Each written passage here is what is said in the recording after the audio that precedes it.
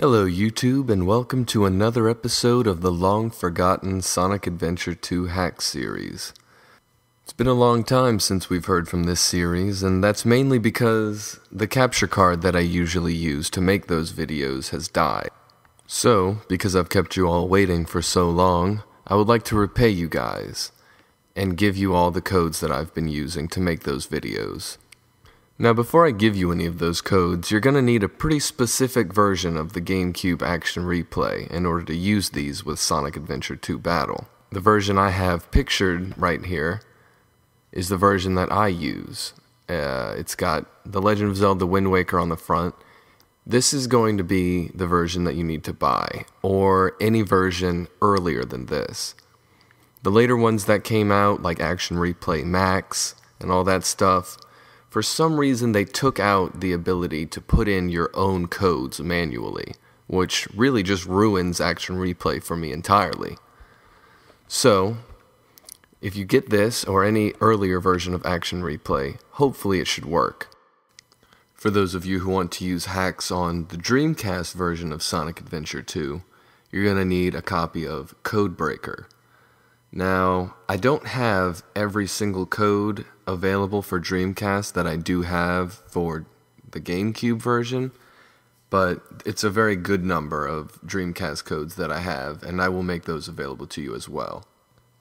Now, unfortunately, YouTube has a character limit on the description box down below the video, so I won't be able to put all of the codes in the description. So because of that, I'm going to have to put them in the video itself. I know it's kind of a pain because you can't copy-paste things, and I'm sorry about that, but it's really the only way I can give you guys the codes right now. So I'm going to start putting the codes on screen now. What I suggest you do, though, is ignore the codes for now and listen to my explanation of them as they appear on screen first. That way you can be sure you know how to use them before you enter them, to avoid damaging your save files or anything like that. So, first things first, I'll start you guys off with the Gamecube codes, beginning with the level codes. There's a code for each level in the game, and it is important to remember that you only activate one of these codes at a time in Action Replay, otherwise the game will crash and could possibly damage your game. Now, when you have one of these codes activated for the level that you would like to play, start the game up and go into Stage Select in one-player mode. From there, select a stage that has the character that you would like to play with it.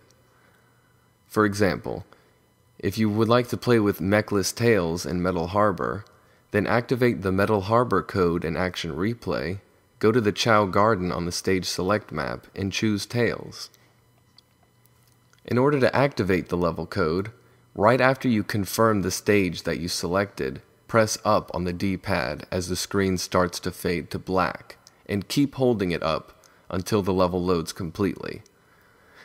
The level that loads for you should be the level for the code that you have activated. If it's not, just exit the level and try the process over again. Next, we have character codes. These codes will let you play with the activated character in any level that you select on the Stage Select screen. These are useful if you want to try playing through every stage as one particular character, instead of deactivating and reactivating level codes every time you want to change levels.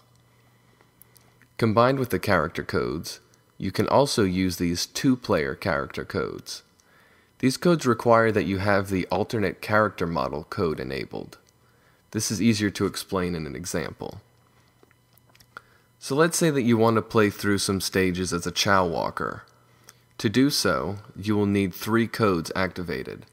First, you have to have the Always Tails code enabled, along with the alternate character model code and the Chao Walker instead of Tails code.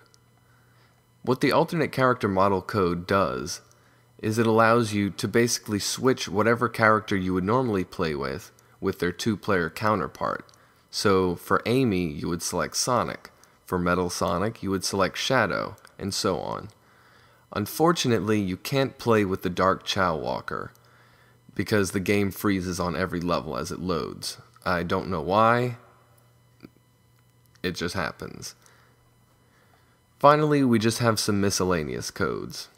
These codes are pretty self-explanatory, such as 99 lives, finish with low time, etc. These are pretty easy to understand. Now for the Dreamcast version. These Codebreaker codes are pretty similar to the Gamecube codes, but without the possibility of two-player characters, obviously. First, here are the character codes. These work just like the Gamecube character codes. Just activate one of these codes to play any selected level with only that character.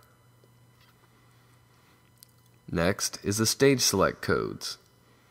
To modify which level loads on the stage select screen, you will only need this one code. The last two characters in this code are what I like to call wildcards. Depending on which letters and numbers you use as the last two digits of this code affects which level loads from the stage select screen. The rest of the code always remains the same, so the only part you have to change for each level are the last two digits. And that's the end of the Dreamcast codes.